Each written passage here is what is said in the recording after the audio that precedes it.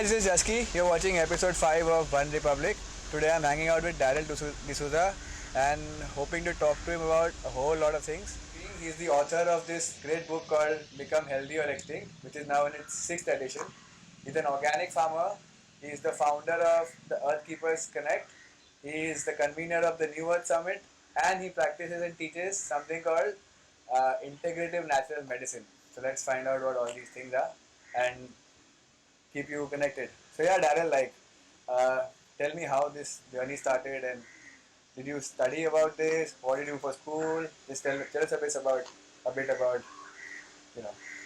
Yeah, actually, I started off as an industrial engineer, and it was during my engineering days that I got very sick the first time.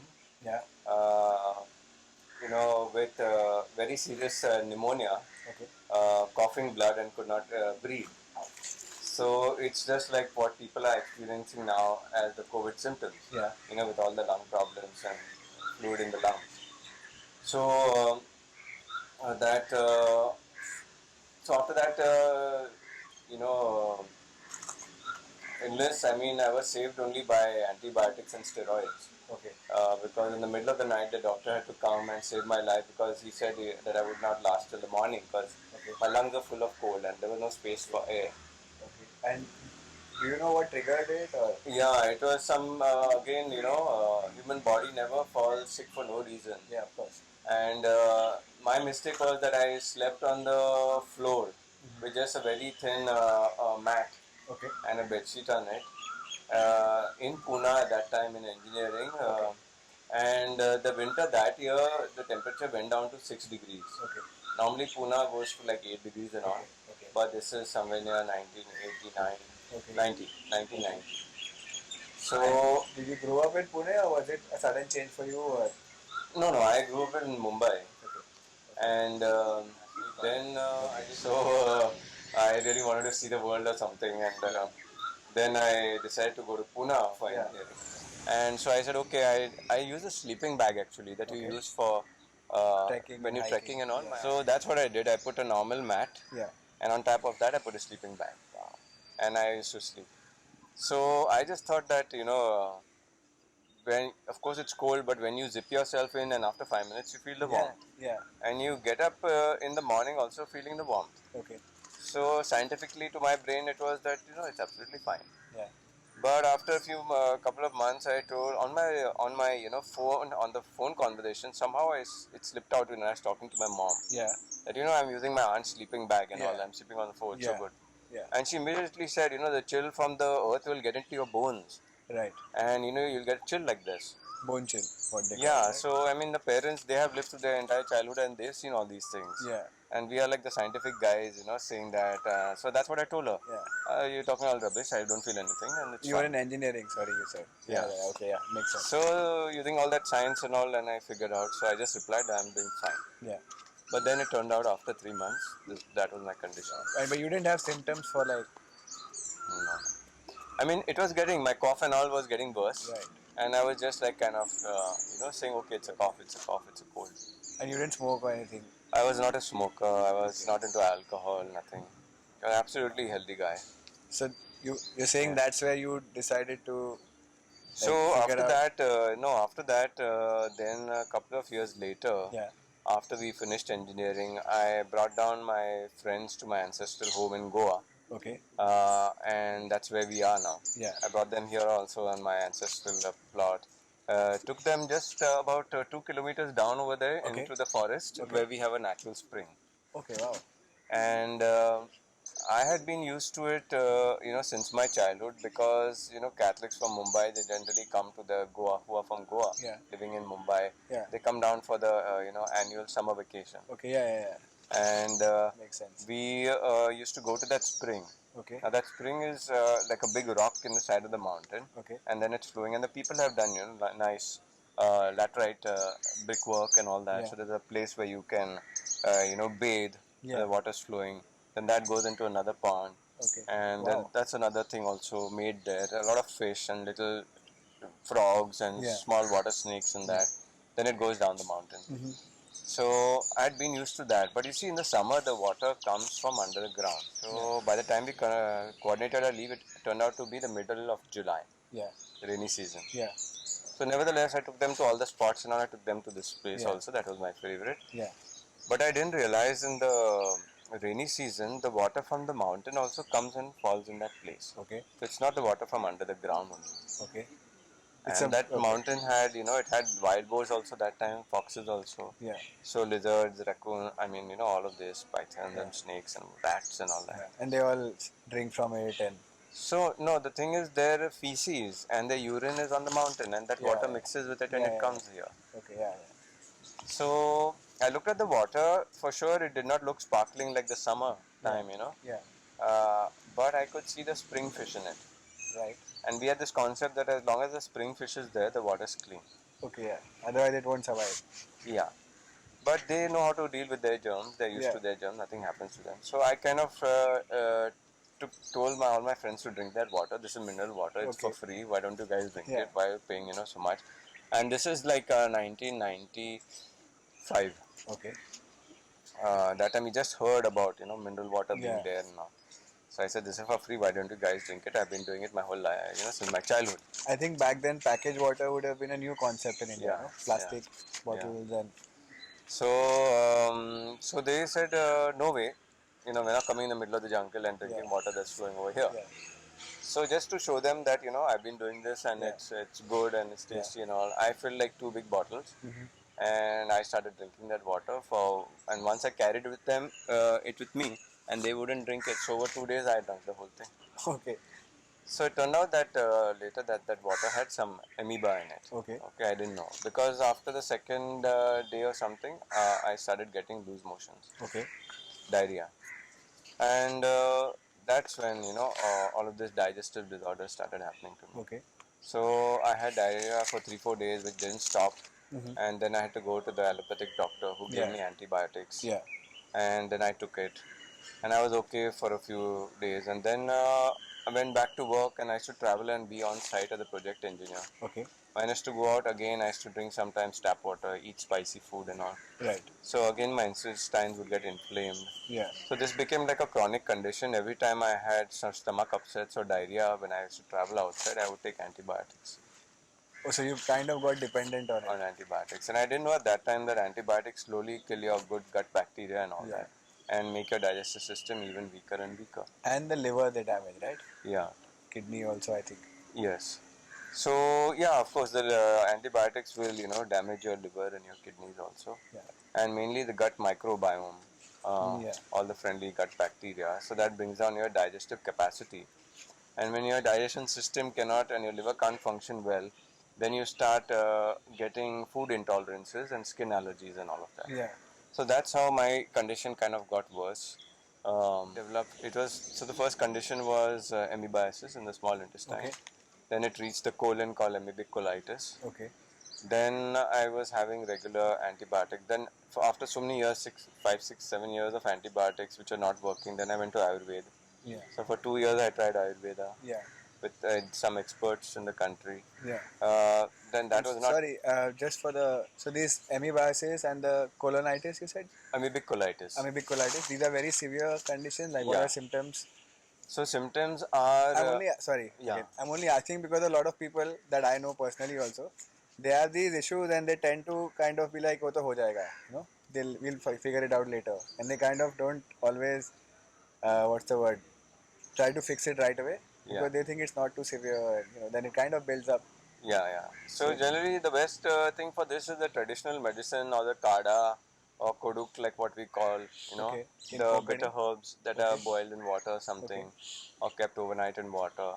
So that when you take that, that changes your what we call terrain, or it makes your blood bitter. Yeah. And then your blood is supplied to all the cells and to the gut and all. Yeah. And these germs, when they get that bitter taste, they can't multiply. Yeah. because many of these gut bacteria and parasites, they feed on sugar, Yeah. like natural sugars. Yeah. That's what I heard from an Ayurvedic doctor also. Yeah, so that's what they use in this also. When you give a urine sample or a stool sample to the pathology lab, they kind of multiply those organisms by putting them in a glucose solution. Right. Yeah. Okay, so what this does is these traditional bitter medicines that we take, it makes the blood bitter for those 2-3 days. Yeah. And then these germs are They not able to die off. multiply because the environment and their food is become poison. Yeah. They don't have the habitat that they need Yeah. to survive. So this is the good way of doing it. So you get loose motions, you take that drink for 1-2 days, and then Yeah. your stomach is settled. Yeah. So that's the good way of doing it. But here we take antibiotics, which Yeah. kill the bad bacteria, but they kill more of the good bacteria. Your symptoms go away, Yeah. but then they come back again after 15 days or something. And I've also heard antibiotics also cause like a runny loose motions, or Yes. they also cause that, right? It depends what type of antibiotics you're taking, but generally the ones for infection and all will, in the short term, not cause you loose motions if you take it, at intervals. Okay. But if you do it very regularly, then it will cause. And how long did you have to take those? So, Back then, like- I mean, literally when I started with them in 1995, Yeah. uh, till 2005 I was taking them. Oh, wow. And what symptoms did you have, like with the? Yeah, so it would be, I mean, diarrhea was the first thing. When you Right. go, I couldn't drink water outside, I couldn't eat any, beer on the street and all of that. Right. So, those are the first things. Then it started affecting my gut, and I started getting anal fissures. Okay. That is cuts at the intestine, Yeah. at the end of the anus. Yeah. When you pass stool, it's burning, and Okay. sometimes you get a couple of drops of blood. Yeah. So that's the first stage. Then it got worse to what is called piles, first degree piles, blisters at the anus. Okay. So first degree is when you are passing stools. That time it's swollen and you feel a lump over there. It's actually blood that's there Okay. in your And anal sphincter. it's clogged. There is an anal sphincter in the muscle. Yeah. But now it of course comes from the colon. Yeah. And the last part of it becomes a little muscular, Right. and there's a sphincter muscle. Right. But when the colon gets all inflamed, then the sphincter muscle also starts getting inflamed and blood accumulates. Right. So when you're passing out the stools, as you put pressure, a blisters appear at the anus. Okay. The first degree piles is when you are passing the stools and you feel there's something there, but after you pass the stools and you clench your anus muscles, then the blister goes in. Okay. So it's called temporary. Okay. Then second degree piles is when you're passing the stools and you've cleaned up and all, but still you feel that there is something, you got to push it in. Yeah. Or then you use creams, hemorrhoidal creams like Preparation H or Head and Sa. Yeah. Then you get into all of those things of hot water fermenting, cold water fermenting, sit in a basin of potassium permanganate water if you had a cut or there was some bleeding. That's second degree. So I went to this also second degree and all of that for a couple of years. Then even it got worse to third degree piles. So third degree piles is when the blisters are permanent. Yeah. And no matter what you do, they are there and they can burst anytime. And the doctors can't do much about it. So the only last remedy is surgery. Okay. So if you have 30-degree piles, you cannot sit like this. Okay. Because if that bursts, Okay. then you have to go straight into operation theatre. Because bleeding. It's continuous bleeding. Yeah, you can't stop it. Can't stop it. So I came to that stage and I had to be operated for piles. Okay. Where they had to do the surgery. Mm-hmm. So when you reach third degree piles, it's just a reflection of your entire colon or your large intestine. It's inflamed state. Okay. So that was So you're saying the inflammation is also grown in the other direction, like inwards. Yeah, it starts inwards first. Yeah. It starts because of the bad bacteria and germs. Yeah. No, but like if it started toward the end of the colon and gone to the anal sphincter, and then it's growing both ways. Is that? No, the origin starts first of all because you take it orally, right? So it goes into your stomach first. Then it is sugars. Food, your food. Okay, yeah. Like that water, everything that you take it orally. So where the infection the source happens of the first. amoeba or whatever. Yeah, so that's why for 2-3 years it was in my small intestine only. Okay. Then after that it expanded and more residential in the colon. And like there's no symptoms when there's that in your small intestines, or did you have? In the small intestines you will get sometimes pain. Okay. Sometimes indigestion, that means this food that you eat outside and all. Yeah, it won't stay. You find it too spicy. Then you may get some skin irritations and allergies. Okay. Um, then generally, if you are eating out often and every time you eat out, you get an upset stomach. Yeah. That's an indication that your small intestine gut balance system is gone. So when you say eat out, that's because the food is different oil, spicier. It is spicier, Right. which causes inflammation. Yeah. It is you're using water that's not boiled, so it could have some true. infectious germs and all. Yeah, So you're adding more germs to your already low. So basically, your digestive Good. system is very low on endurance, resilience. Is Yeah. that what? Right. So at that time, your intestines have got a very low level of good bacteria, and they got a high level of bad bacteria. Yeah. So every meal that we eat outside, which has got something more infectious, it comes and tips that balance. So you have got more good than the bad. Then you get symptoms. So what people should actually be doing is after they take these antibiotics, which I didn't know at that time, and I didn't know for 15 years till I researched all of this, was that you need to take probiotic bacteria in the form of capsules or some liquid or some fermented foods. I've seen some Yakult, I think they call it. Yeah, one is Yakult. Yeah. But there are better than Do those you also. recommend those? Are they good for your health? I don't recommend anything that has got milk and milk products in them. Okay. These are lactose based, I think. Yeah, so I mean lactobacterium also you can get from other mediums too. Like Like curd, you I get in think, capsules. yogurt. Those are also milk products. Yeah, But you can get them in capsule form and all, and certain fermented drinks you can do. Okay. So and fermented vegetables and all of that. So this is when the research started into your Yeah. what's going in the system then. Yeah, so I suffered like this till 2000 till November 2004, Okay. and towards the last 1 year or 2 years, I started getting severe skin allergies also. Okay.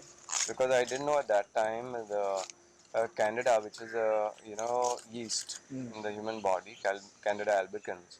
It when it starts colonizing too much, then that's when your good bacteria go down. Then Candida takes their place. Yeah. So then it becomes a fungus. That's what visited an Ayurvedic doctor recently. He told me I have that. He looked at my tongue and he could see these things and he said Right. there's a lot of candida inside my. Yeah. So this is a while back. So he told me, like you said, to cut down on sugar, dairy, tender coconut water, raw salads, wheat. Like he gave me a whole list. Okay. Yeah. So that's the correct thing, and in general, people also should not be having Red meat processed also. foods. Yeah. Processed foods, things that have got the word preservative or stabilizer. Okay. Because those On the packaging. Yeah, because those chemicals also a period of time they kill your good bacteria. Okay. Of your body. So this is what's happening. Slow candidiasis is happening to a lot of the people in the population. Okay. Uh, in which because of their processed foods and too much spicy foods and acidic foods also, um, so their good bacteria goes down and then the bad bacteria and Candida starts transforming from a yeast to a fungus and colonizing the intestine. Yeah. And then you start getting these skin allergies. Yeah. So that was my condition, and these the toxins produced because every organism that eats some food is going to excrete something. Mm-hmm. So so Canada this excretes this ethanol and this formaldehyde also. So in small quantities. So that becomes toxic for the blood because that's not the natural composition of blood. And blood tries whatever it can to take out from the kidneys and through the lungs and all. And when it can't manage enough, then it comes out through your sweat. Yeah. And those toxins are what causes all the allergies. Right. So even eczema and psoriasis, they are not local skin infections. Okay. Because whatever skin scraping you do and you do a biopsy of it, it will not show any infective organism. Yeah. Okay. So these are also coming from imbalanced gut bacteria. That means wrong strains have become of a higher population, and their excreta are toxins that the body is not able to accumulate. So wherever there are sweat joints, they will start coming over there. So they'll come in the crease of the hand. They'll come in your fingers and the joints. Psoriasis and eczemas. Um, so that's why there's a more incidence of all of these things happening in society. Because mainly the bottom line is what you're eating and doing to the human body is killing your good bacteria. Whereas all other organisms on this planet, animals, they do not have this problem because they eat natural food every day. Because every day you are passing out stool, some percentage of the bacteria is going on. Yeah.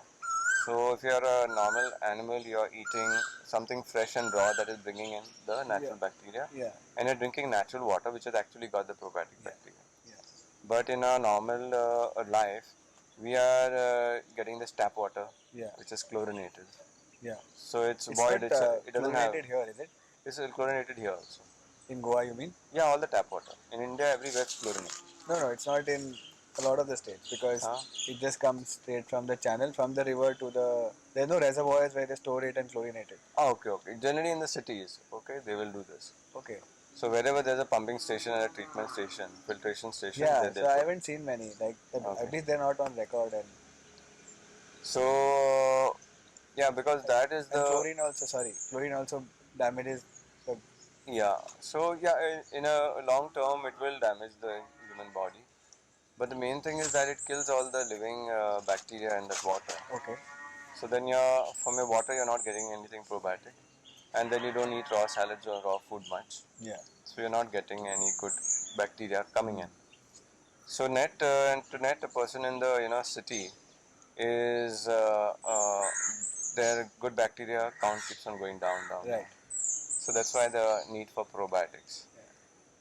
So my condition had become so bad with all of my skin allergies and all that I could not even wear clothes. And I could not eat food because my gums used to swell and irritate and itch and all that. They used to get swollen. I couldn't wear footwear at work because my shoes used to irritate me when I used to walk. It sounds like a horror story. Yeah, it was a real horror story. To the extent that I had to give up work. Yeah, because you don't look anything like that. Yeah. You had to see my snaps when I was, at my sickest point in 2004, November. Because most people I've met who kind of tend to fall sick in their late 20s or early 30s, by the time they're, obviously as they grow, they're just getting sicker. It's not, most people don't really come back to good health and they stick to work and they stick to the same routine. And that's what I was asking you earlier also. Like, what are these symptoms? And then people try to not worry about them too much. But yours is pretty severe, so you had to do something about it. Yeah, so it was to a point that I had to give up work, and I gave up work and I was sitting at home at the peak of my career. And most of the time I was not wearing clothes. I used to be in Bermuda shorts. Yeah. I couldn't even sit on a chair because all the chair would be itching me. I used to sit on a 8-inch, this orthopedic mattress on my bed. So literally what they say, so I had become like a vegetable in the house. I would only eat food and wonder what's happening. But by the time I reached that stage, and like I was saying, in 2004 I was 34 years old. Yeah. But if you looked at me, I looked like I was 40 plus. Okay, so that means now you're 50 plus, so you don't look anything like that. Yeah. So that's the good part, of following what I did, which I'll share. Is that all in the book, or? Yes, that's all in my book. Like what to eat, what not to eat. And yes. Okay. Even all of this that I talked about, bacteria and all of that, what happens, it's all in the book. Yeah. So all of my knowledge that I, acquired through my sickness and my healing process, and then after treating people from 2005 onwards. Yeah. So all my the experience that I got with treating a few thousands of patients. 2,000 patients? No, I mean from 2005 to about now, I've treated over 6,000. Oh wow! People directly or indirectly through my workshops, and then being in touch with them to improve their health. And is it they all have similar issues, or are you does this apply to more than just the digestive system? And so I'll just share this one part, then you get your answer. Yeah. Which is that when I was at this peak of my illness. 2004. November 2004. Okay. By that time, I had done those many years of allopathy. Right. Then 2.5 years of Ayurveda. Okay. Then I did 2 years of homeopathy. Okay. Even homeopathy did not, reverse my condition. Okay. Then I went into energy healing. Okay. because psychic healers and Yeah. healing with crystals and pranic healing, Reiki and all. Yeah. In fact, in the year 2000 itself, I got attuned in first degree Reiki. Okay. So I used to practice Reiki on myself. Okay.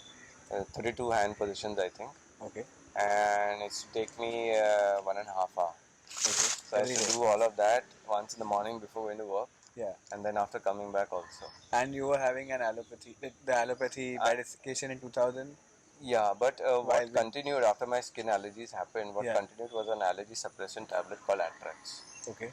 That is to make me sleepy. So first I needed it once a week, then Yeah. it became once in every alternate day, Okay. then once every day, and then twice a day. Yeah. But that's to make me sleepy, and that's one of the main reasons I had to give up work also. At night I used to have it before go to sleep. Yeah. And it used to make me so drowsy that the next morning I couldn't get up without an alarm. Right. But then You mentioned the pill that helped you sleep. yeah. So And- that was an allergy pill actually, Atrax. It was for my skin allergies. Yeah. Because without that tablet, my itching would get so bad that I would be scratching off my skin. Yeah. Because I had like mosquito bites appearing everywhere. Okay. Not actual mosquito bites, but something like that everywhere. Eruptions. And I would keep on scratching them. And at work also, I stopped going with short sleeves. I would always have long sleeves. I would try to cover my body. Yeah. So initially those tablets started once a week, then it became once in 5 days, Yeah. once in 3 days, Yeah. every day, then twice a day. Yeah.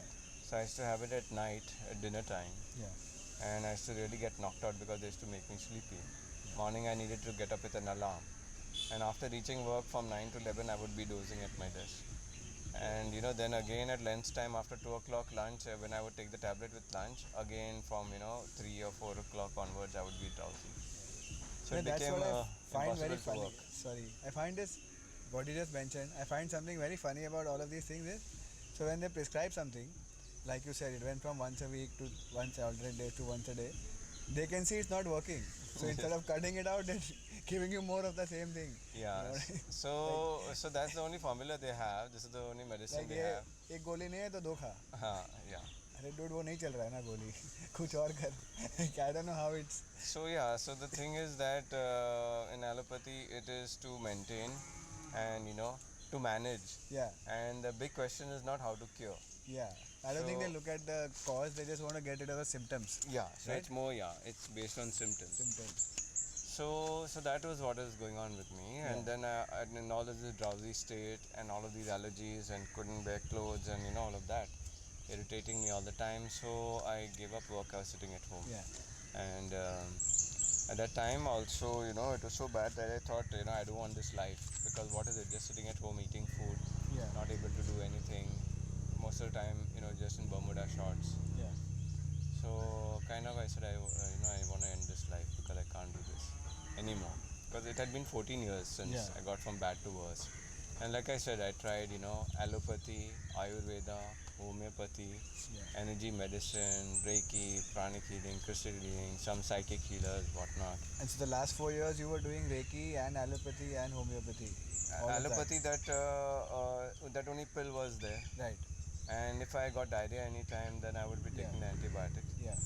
And homeopathy was going on Yeah. as the thing that could save me and improve my system, but it And was not Reiki. happening. And then Reiki I used to do every day, twice. So so even after all of this, and some great healers also worked on me. Yeah. And I was in Dubai for some time there, and the doctors put me on intravenous antibiotics. Okay. So that's when I got a shock, that this is my state, like I'm almost like a hospital person. Twice a week I'm going into the clinic and they're giving me intravenous antibiotics. So then I didn't want to continue with that, and So you went to Dubai especially for the treatment? no. I was working there for Okay. a couple of years. I worked in Dubai.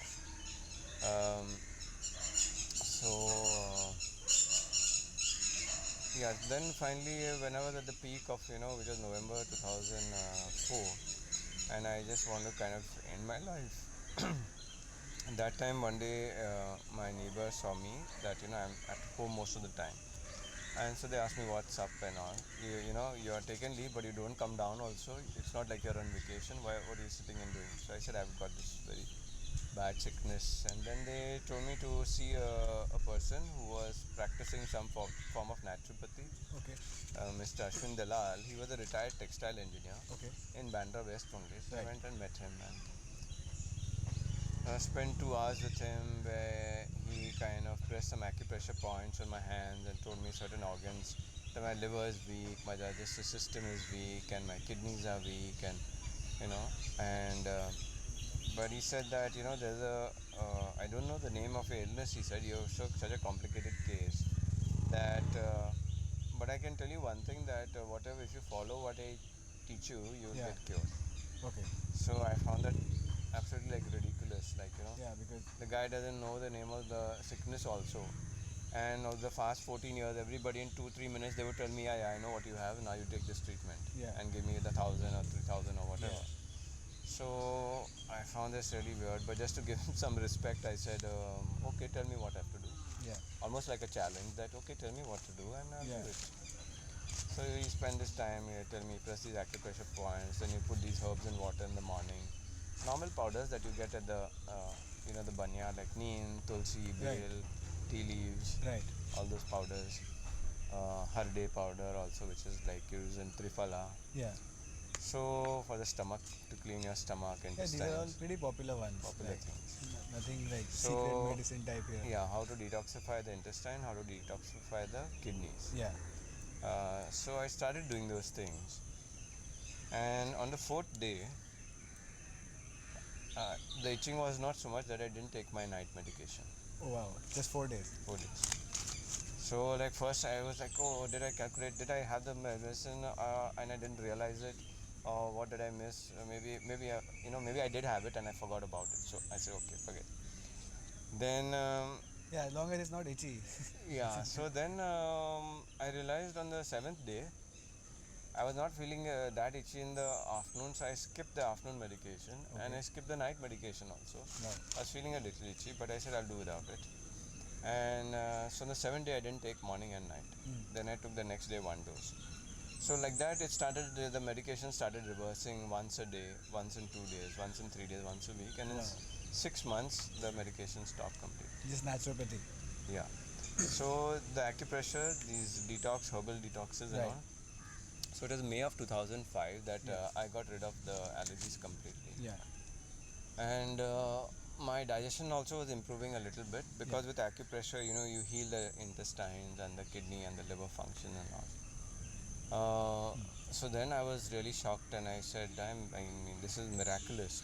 It's beat all these systems that I've tried over the last 14 years. And I decided that I wanted to learn it and I wanted to teach others because it's like a miracle kind of system. So I went back to him for the next 6 months. I used to attend his one-to-one training things. He was following a system that is, and 2 books by Devendra Vora, Dr. Devendra Vora, called Health in Your Hands. Okay. Volume 1 is for all the common illnesses, and volume 2 is for the leukemia, for cancer, for muscular dystrophy, for brain tumors. Okay, others the rest for all other kind of illnesses. Cold, flu, diarrhea. Yeah, diarrhea and all. So for 6 months I studied both of those things with him, and then I treated some patients under him, some people, and then he said, okay, you have learned enough now, you can do it on your own. Go out and do it. Yeah. So I started treating friends and family and all of that for the first 5 years on weekends. Right. Then I went back to my work. Yeah. Because I knew that I was not going to die and life was getting better. So I went back to work and I did that for 5 years. I used to treat people on the weekends. Yeah. And then in 2010 I realized, so during those years I had to do a little, as I treated some patients, their digestive disorders, some of them stubborn, were not going. Okay. Then I had to research myself on nutrition. Right. I mean, I would find that whatever is taught in the nutritional colleges and all that, still I could find that 80-90% of it is fine, but still there is something missing. Okay. There are those experiments I had to do on myself and some of my patients who agreed to them. So I would change the diet, tweak things like that. And it took me 5 years to understand the importance, how food can be your your poison. Yeah, of course. And if you do the right things, how food can be your medicine and heal things. So it took me 5 years to understand that. And then when I understood that, then I wrote my book in 2011 as a book on integrative natural medicine. So I'll explain what that means. Please. Integrated means something that is already done, complete. But integrative is an ongoing process. It's Natural medicine. So natural is things that no man-made chemicals. got it. Like all of the allopathy things. For sure. And natural is everything that has been done for centuries. Ayurveda, the entire Ayush is a natural system. Unani, Siddha, homeopathy and all. So, and besides that, So homeopathy is natural? because it comes from essence of flowers, Okay. essence of seeds, Oh, plants. I had no idea. Some of them they use certain animal, like it's you just take that flower and you put water on it or you put some liquid on it. Not synthesized Yeah. Okay. So it takes the energy of that, and then it is put in alcohol because alcohol preserves that. Okay, so because this alcohol, people think that it's got some kind of a chemical medicine. And there's a lot of sugar, right? The medium is given the sugar pills because the sugar pills, they kind of they suck up that alcohol and the medicine in it, the essence. And so when you eat it, it's like sweet. So all of my patients who have got the gut bacteria, problems, and I know that feeding sugar is going to be a bad thing. And if they're already taking homeopathy on the side, I ask them whether their doctor can give them the direct drops, which are to be diluted in water instead of the sugar pills. So so that's how I've also heard works. so allopathy goes into your digestive system and then through your bloodstream it goes to wherever and does whatever it needs to do. Homeopathy, the channel is the nervous system, not the bloodstream. See, Is that a fact or? That is the last stage. Okay. Because it's obvious that once you take it orally, it goes into your digestive system. Exactly. It will get into your bloodstream. And then it will And some of them that are under your tongue and all, they get absorbed by the mucous membranes and go into your bloodstream directly here. So some of it goes into your bloodstream directly here, and then some will go into your digestive. So everything goes to the blood only, and then it gets applied to the rest of the body. Finally, the nerves are where it reaches the last. Nutrition. Okay. Otherwise, signal and biocurrent and all is through the nerves first. So so this is how I got into this entire line, and then it took me a whole year to write this book. And like I was saying, natural medicine is all the natural systems of healing that are there on the planet, which I'm integrating now in this movement called integrative natural medicine.